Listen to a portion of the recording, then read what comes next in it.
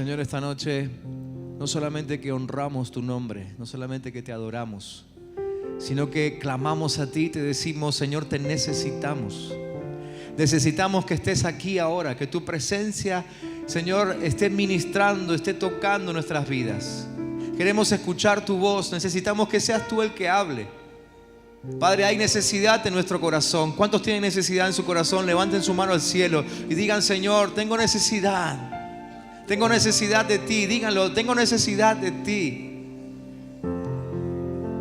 Por eso, Padre, es que hemos venido a este lugar.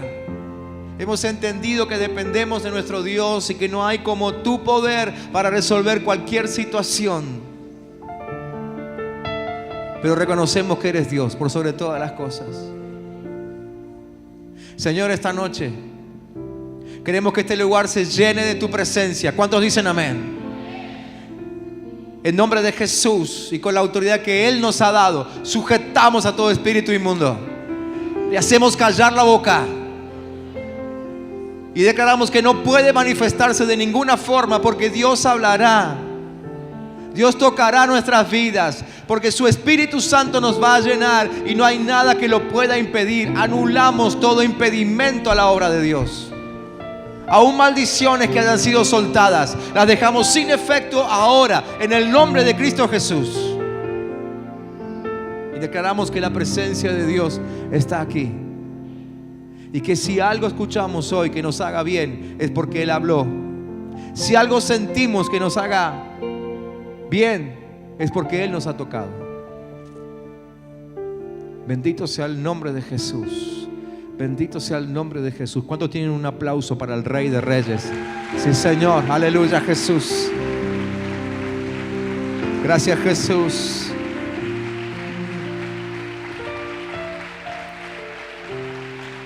Gracias, Señor. Bendito Jesús. Tome su asiento.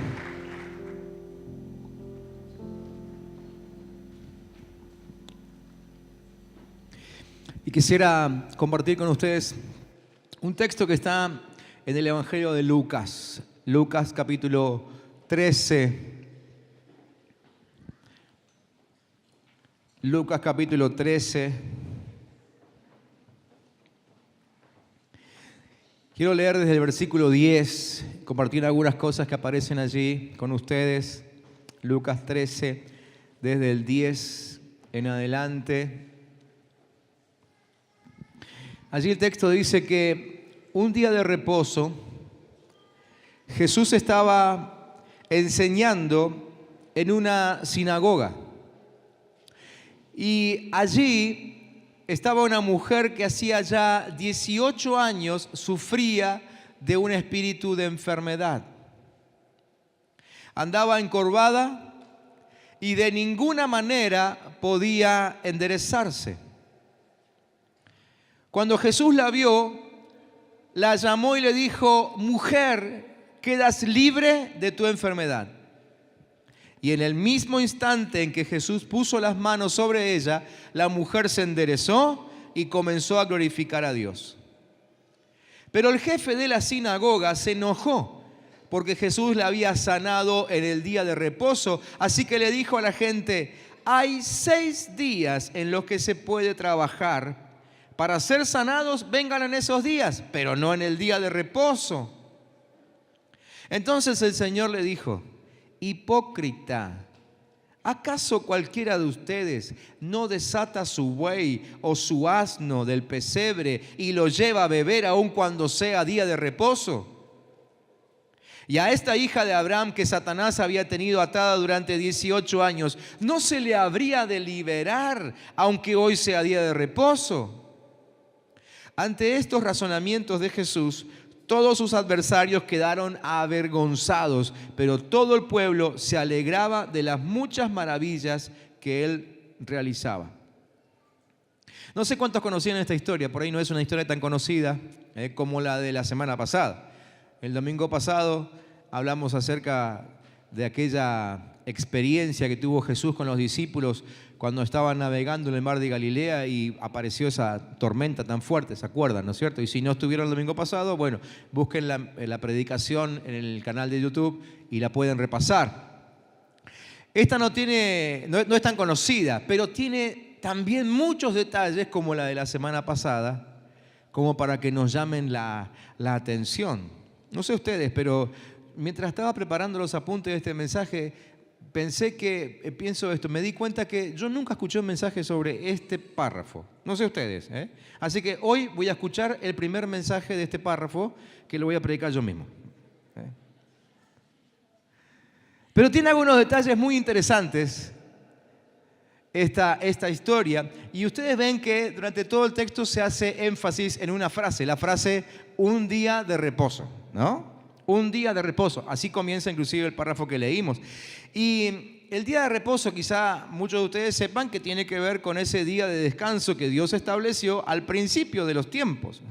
Allí cuando Dios creaba el mundo, dice que el séptimo día descansó, reposó, y un poco más adelante en la historia, cuando Él habla con su pueblo y le da algunas leyes, Él determina que el pueblo también tenga un día de reposo. Ese día de reposo tenía que ver más que nada con eso, con reposar, con renovarse, con regenerarse y con, sobre todas las cosas, tener un tiempo apartado para estar con Él.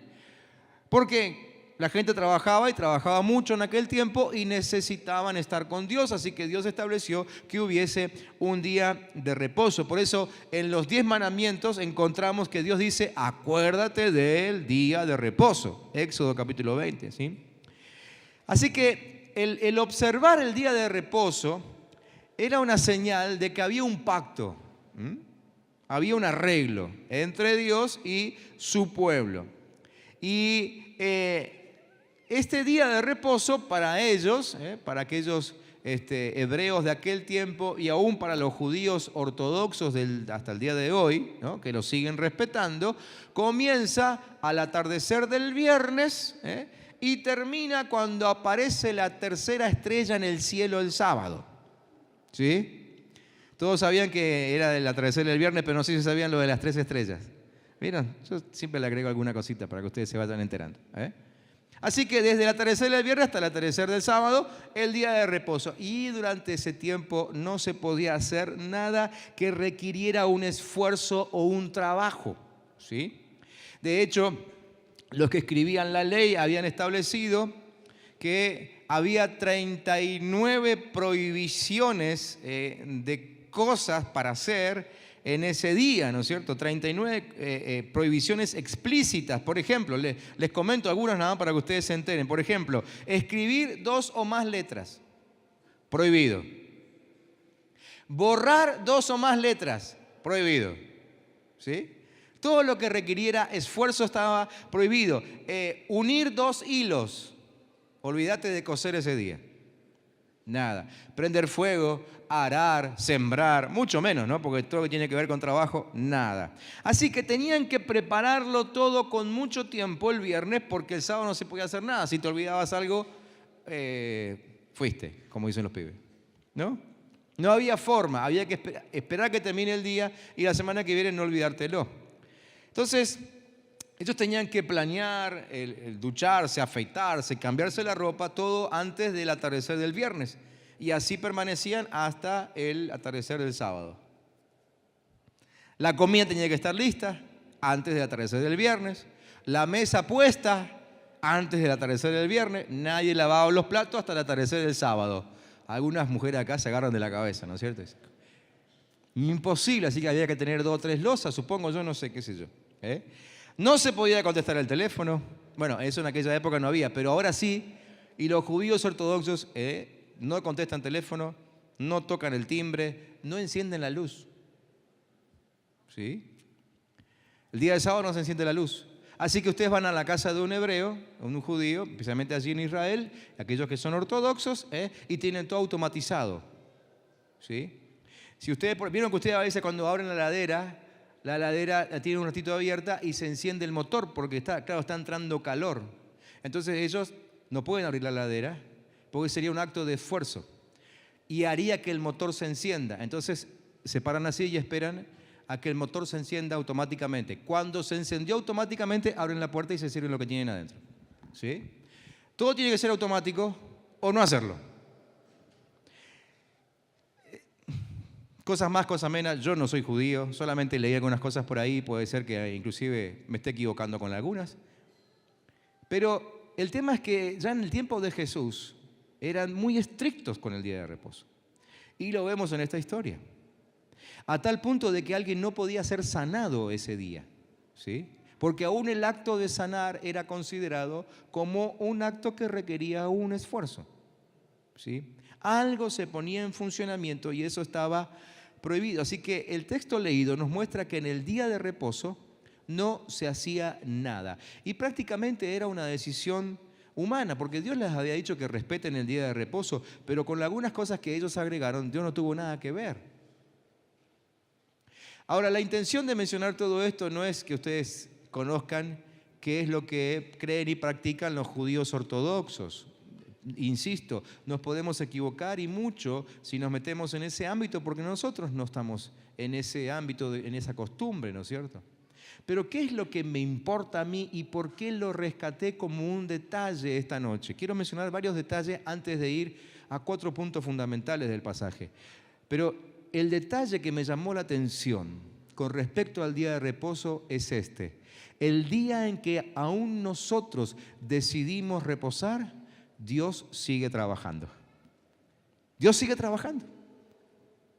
Porque la sanidad que ocurrió ese día sucede en un día en que la gran mayoría de las personas que estaban ahí habían decidido no hacer nada. Dios no se une a los que no hacen nada. Dios sigue trabajando. Y esto tiene que ser alentador para nosotros. ¿Por qué? Porque podemos estar en un ámbito donde alrededor nuestro nadie mueve un dedo para ayudarnos, ¿sí? Nadie hace ningún esfuerzo para que o nos sintamos mejor o para que cambiemos algo que necesitamos cambiar, lo que sea. Pero Dios sí. El día en que nosotros aún reposamos, Dios sigue trabajando. Decide que tenés al lado, Dios sigue trabajando con tu vida. Un segundo detalle, dice que Jesús estaba enseñando en una sinagoga. La costumbre era leer el rollo, el libro de la ley, lo hacían parados, todos estaban parados en ese momento, pero después cuando el maestro iba a enseñar, se sentaba y comenzaba a enseñar. Jesús estaba haciendo eso y dice que en ese momento entró la mujer que tenía ya 18 años de enferma, encorvada, con un problema, dicen los que entienden acerca del tema, que su problema era que parte de la columna vertebral se había unido con la musculatura y entonces ella andaba encorvada, pero 18 años mirando el piso. En ese momento entra esa mujer y dice que Jesús la vio y la llamó. Entonces aquí viene el segundo detalle que me llamó la atención y es que Jesús interrumpe lo que esté haciendo cuando te ve. Jesús interrumpe lo que esté haciendo. A veces, no sé cuántos de ustedes han escuchado esta frase, que algunos han dicho alguna vez. Dios está demasiado ocupado como para atenderme. ¿Cuántos escucharon esta frase alguna vez? O a lo mejor se escucharon a ustedes mismos decirla, ¿no? Dios está demasiado ocupado como para enterarse de mis cosas o para atender mis asuntos. Quiero decirte esto, que cuando Jesús te ve, y cuando Dios tiene un plan con tu vida, interrumpe lo que esté haciendo, es capaz de cortar aún una enseñanza en la sinagoga para que tu necesidad sea atendida. ¿Cuántos dicen amén? Tercer detalle. Dice que allí estaba una mujer que ya hacía 18 años que sufría de un espíritu de enfermedad. Dice que andaba encorvada y de ninguna manera podía enderezarse. Hacía 18 años, De ninguna manera, dice, podía enderezarse. Cuando leí esta frase, de ninguna manera podía enderezarse, me acordé, ¿se acuerdan de la mujer del flujo de sangre? La que llevaba 12 años con flujo de sangre. Me parece que no hace mucho que predicamos sobre eso, ¿no? 12 años enferma también esa mujer. Pero el texto de esa mujer, la de los 12 años de flujo de sangre, nos dice que ella hizo de todo para ser sana, que fue muchos médicos para ser curada y no lo lograron. Me acordé de eso cuando leí esta frase, de ninguna manera podía enderezarse. Es como que esa frase me dio a entender de que esta mujer también había hecho todo lo humanamente posible para poder ser libre, pero no lo logró. Otro detalle, dice que cuando Jesús la vio, la llamó y le dijo: mujer, quedas libre de tu enfermedad. Y en el mismo instante en que Jesús puso las manos sobre ella, la mujer se enderezó y comenzó a glorificar a Dios. Pero el jefe de la sinagoga se enojó porque Jesús la había sanado en el día de reposo. Y esto nos muestra una realidad aún del día de hoy. Porque la mirada del mundo no está puesta en la justicia. Díganme si no era justo que esa mujer sea sana después de 18 años de estar encorvada, ¿sí o no? Pero la mirada del mundo no está puesta en la justicia, ni mucho menos en la misericordia. La mirada del mundo está puesta en la ley. Solamente quieren que se cumpla la ley. Así que le dijo a la gente: hay 6 días en los que se puede trabajar, para ser sanados vengan esos días, pero no el día de reposo. En realidad, el texto no dice que la mujer haya ido a buscar sanidad.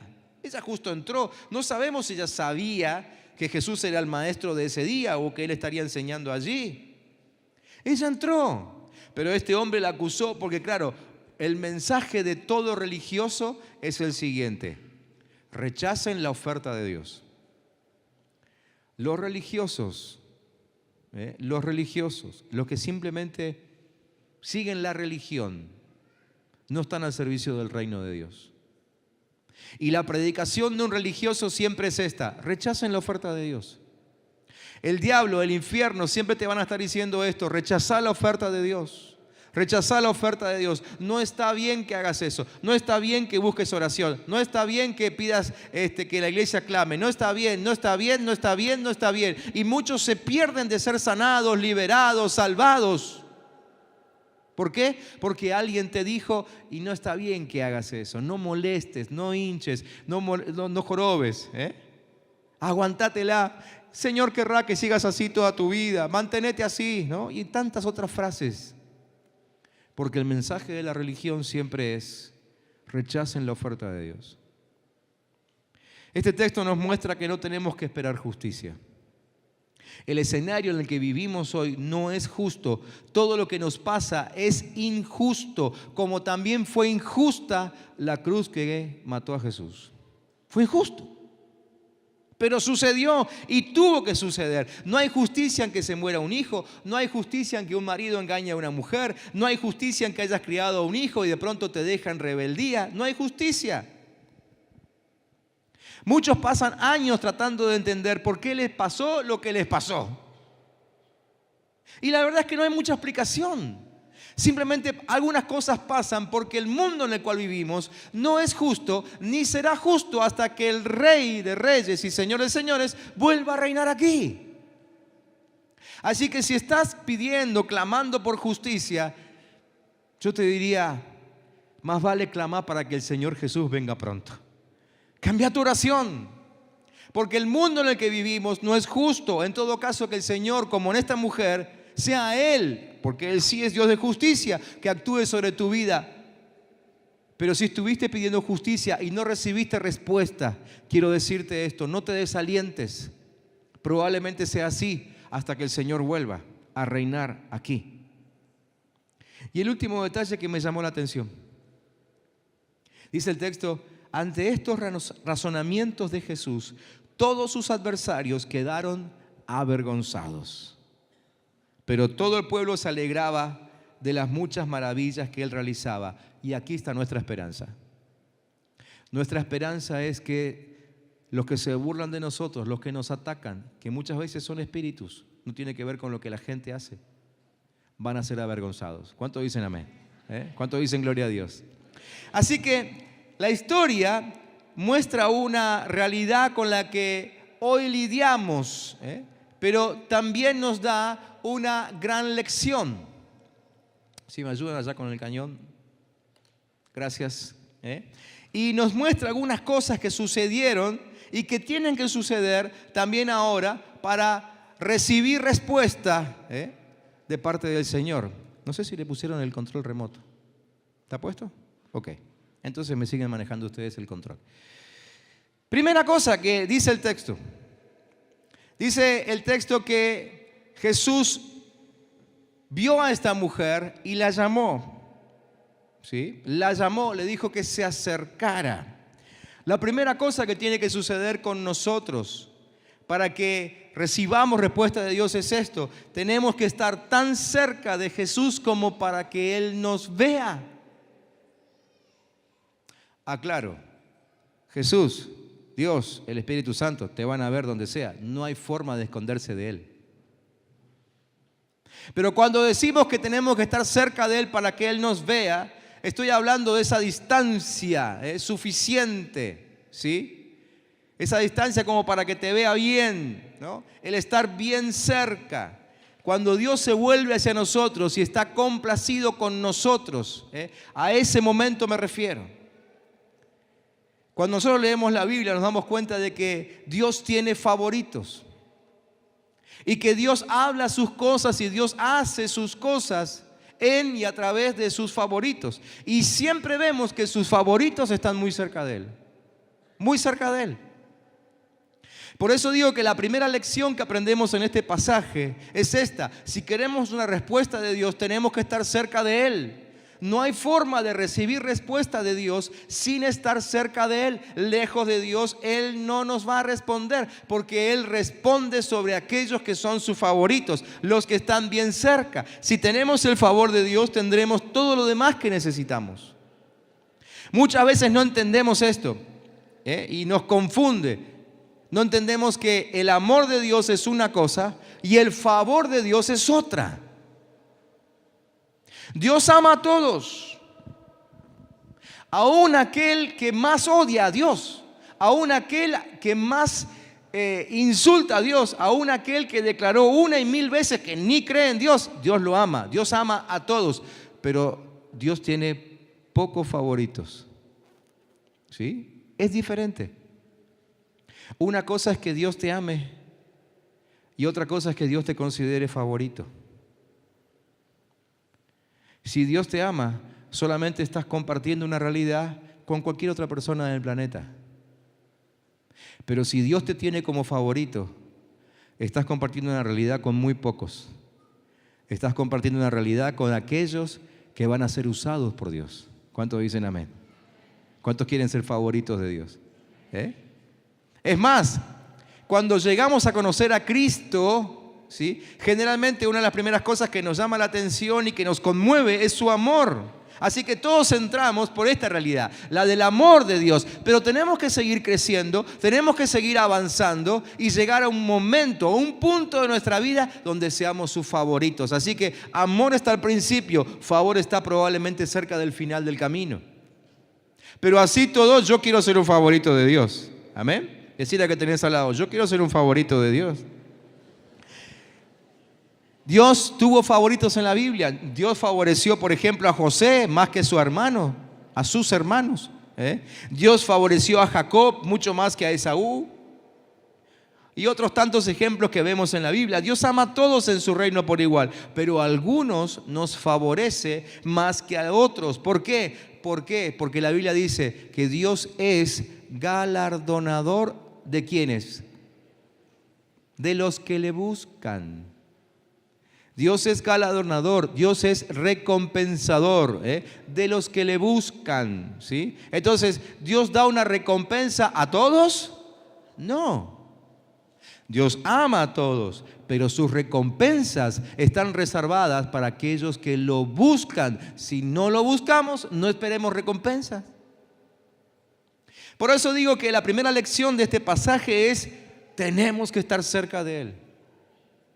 Porque sus favoritos están cerca de Él. Dios responde al que tiene un corazón que lo persigue, como lo tenía David. La actitud del corazón de David era de querer estar bien con Dios, aun cuando inclusive él no siempre era absolutamente santo. ¿Se acuerdan que él cometió algunos cuantos errores, no? Y algunos graves. Pero aún así, en medio de sentirse pecador, como dice el Salmo 51, él siempre buscaba estar cerca de Dios. Nunca huyó de su presencia. Y prefería aún ser castigado por Dios antes de estar lejos de Él.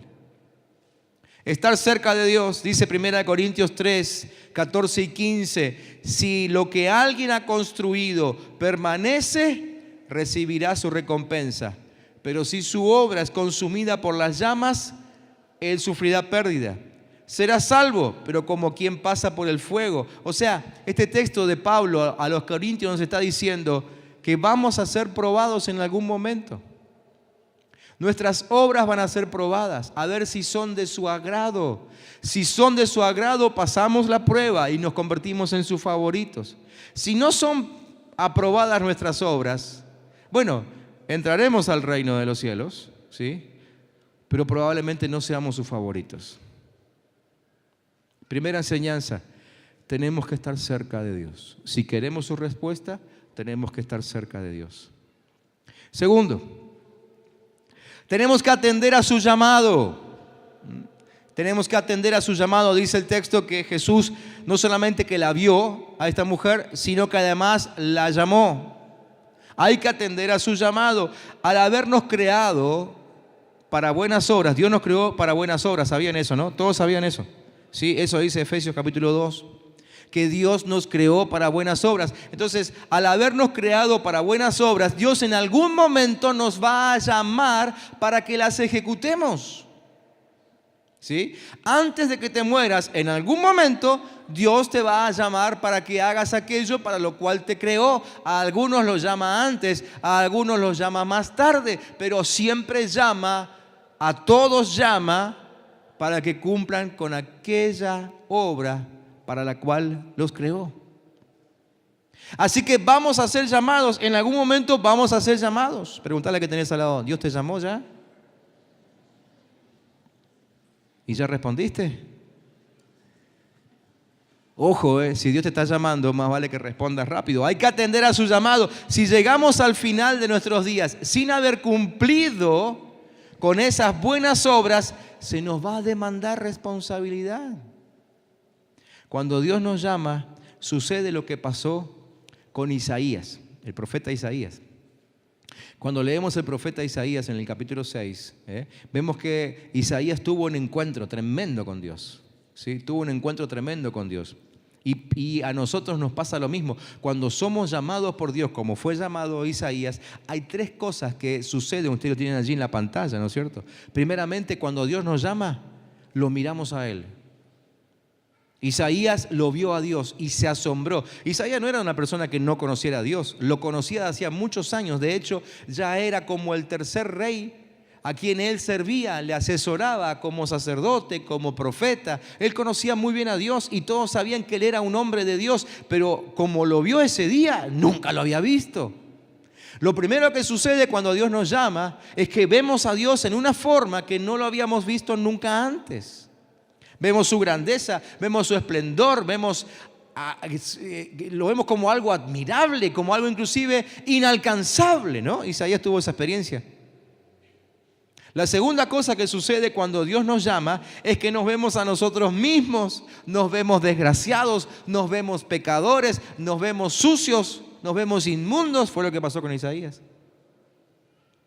Y la tercera cosa que sucede cuando vemos a Dios es que también vemos a otros. El domingo pasado yo les dije, todos en algún momento vamos a tener que responder a un propósito, a una palabra. ¿Se acuerdan? Decíamos el domingo pasado, a una palabra. Y la palabra que Dios nos dé siempre va a tener que ver con la libertad de alguien. Cuando Dios nos llama, la tercera cosa que sucede cuando Dios nos llama es que empezamos a mirar a otros a nuestro alrededor y empezamos a amarlos como Dios los ama. Por eso necesitamos este segundo detallecito, ¿no? Atender a su llamado. Si queremos que Dios responda a nuestro clamor, dijimos, en primer lugar, estar cerca de Él. En segundo lugar, atender a su llamado. Hola, ¿están ahí? Están muy callados hoy, che. Han gritado mucho ayer en el Parque Central, me parece, ¿no? Amén, dicen algunos. Alguno que le queda voz por ahí, ¿sí? Bueno, respóndame porque yo también estuve hasta las 2 de la mañana trabajando anoche y hoy me levanté muy temprano para preparar este mensaje y necesito que me alienten.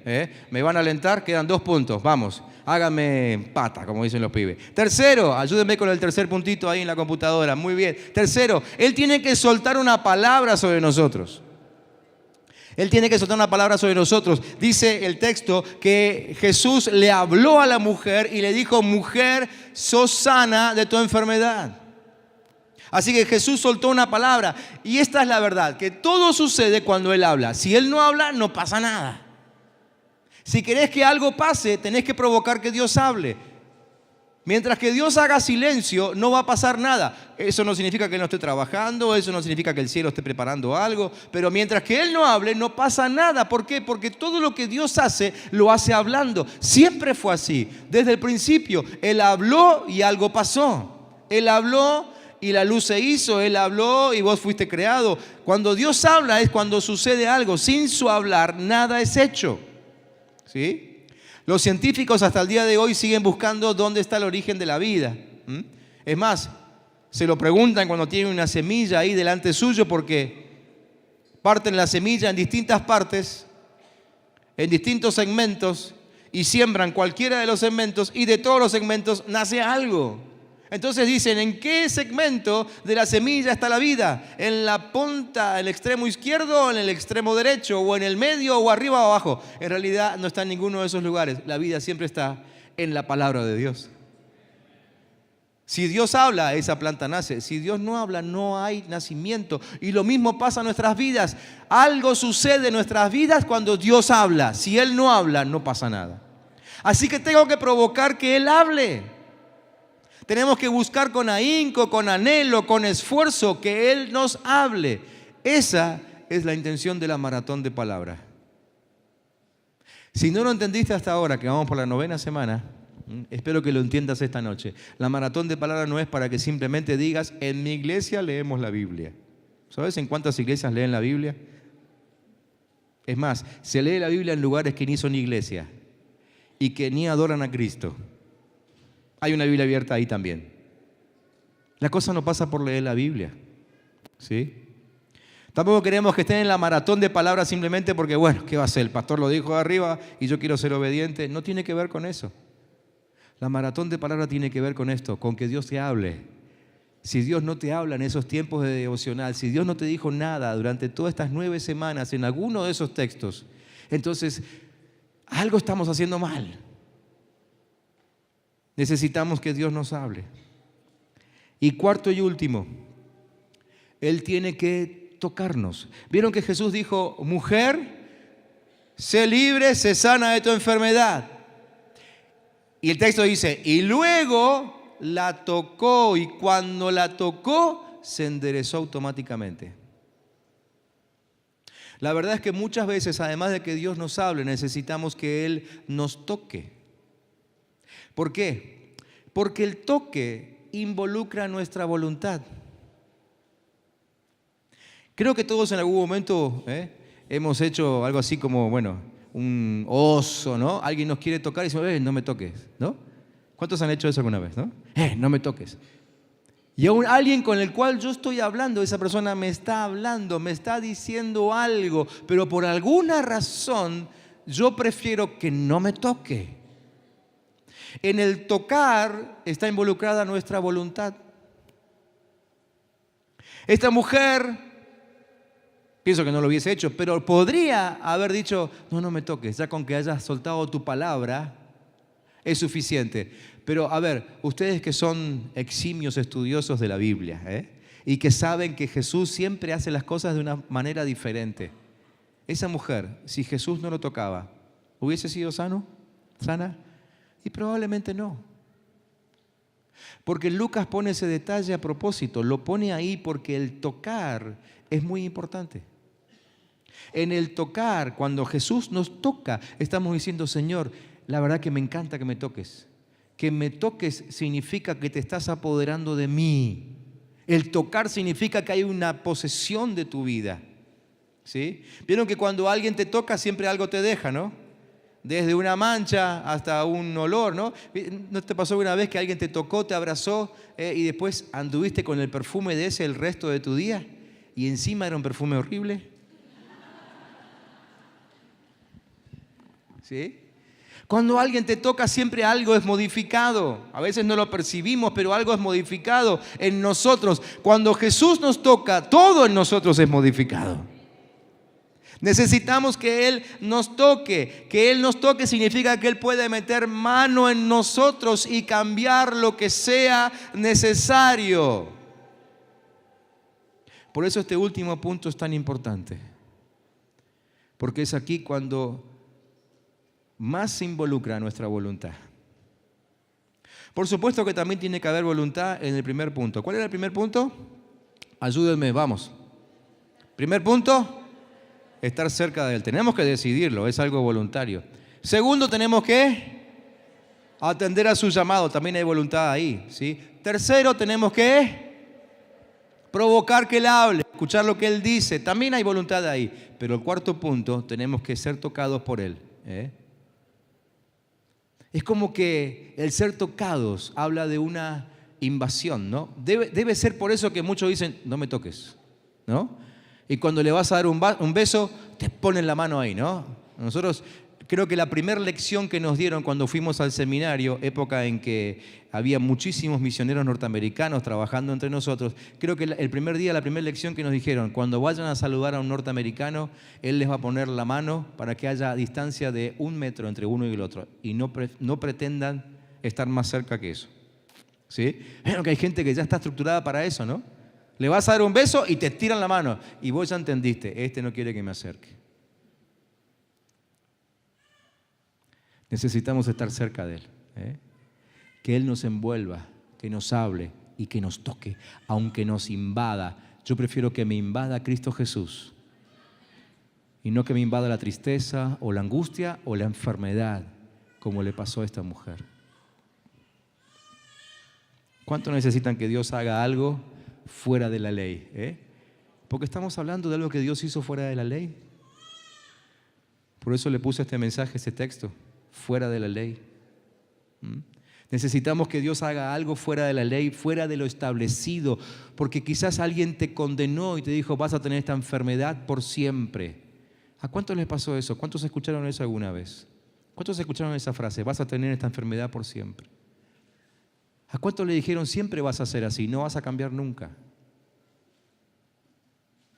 ¿Te dijeron eso?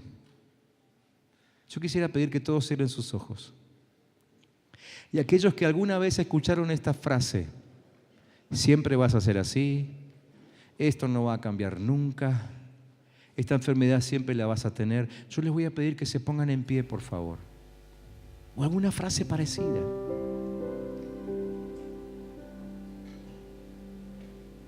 Quiero pedirles que se pongan en pie porque quiero orar con ustedes para pedirle al Señor que haga algo fuera de lo establecido. Fuera de lo que alguien estableció sobre vos. Quizás fue una persona con autoridad sobre tu vida. Quizás fue tu papá, tu mamá. Quizás fue un maestro, quizás fue un gobernante, quizás fue un médico al que vos fuiste a ver con toda la confianza de que te dé ánimo. Y en realidad te condenó y te dijo, mira, la verdad vas a ser así toda la vida. Yo quisiera que esta noche levantemos un clamor delante de Dios y digamos, Señor, necesito hacer algo, necesito que hagas algo fuera de lo que se estableció sobre mi vida, algo fuera de lo común, algo fuera de la ley, de lo humanamente aceptable. Quiero que hagas algo en mi vida. ¿Cuántos pueden levantar su mano al cielo y decir, Señor, necesito que hagas algo diferente en mí, que hagas algo diferente? Y lo primero que vamos a hacer ahora es renunciar a esa frase. Y vamos a decir juntos, en el nombre de Jesús, díganlo, en el nombre de Jesús, yo renuncio a esa frase. Yo renuncio a esa condenación. Porque yo sé que Cristo Jesús lo puede revertir todo. Que Él puede actuar aún fuera de lo establecido, fuera de la ley, fuera de la costumbre. Y yo hoy le pido que Él lo haga con mi vida. En el nombre de Jesús, decilo. Yo me declaro libre de toda condenación. Y ahora quiero invitarte a que vayamos accediendo a estos 4 puntitos que te mostré recién. Primero, vamos a colocarnos muy cerca de Él. Ahí con tus ojos cerrados, decirle, Señor, yo quiero estar muy cerca tuyo, muy cerca tuyo. Yo quiero ser tu favorito. Quiero decirte que aún en esto Dios es diferente, porque que no te condenen la experiencia del pasado, porque quizás alguna vez te acercaste a alguien. A mí me ha pasado, me acuerdo, en las épocas de escuela, ¿no? Que me acercaba a alguien, le decía, che, quiero ser tu amigo.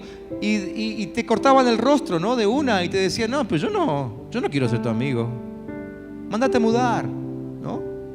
Y nos quedaba esa herida y no lográbamos ser los favoritos de aquellos con los que queríamos estar. Quiero decirte una cosa, Dios no es así. Dios hace favoritos suyos a todos aquellos que simplemente se acercan a Él. A los que se acercan a Él. En nombre de Jesús yo te invito a que te acerques a Él. Que te acerques a Él. Puedo pedirte que, como una señal simplemente de que te estás acercando a Él, des unos cuantos pasos al frente y que vengas hasta aquí adelante para que podamos orar juntos. ¿Cuántos quieren esta noche acercarse al Señor? Vengan aquí adelante. Vengan aquí, vamos a orar juntos.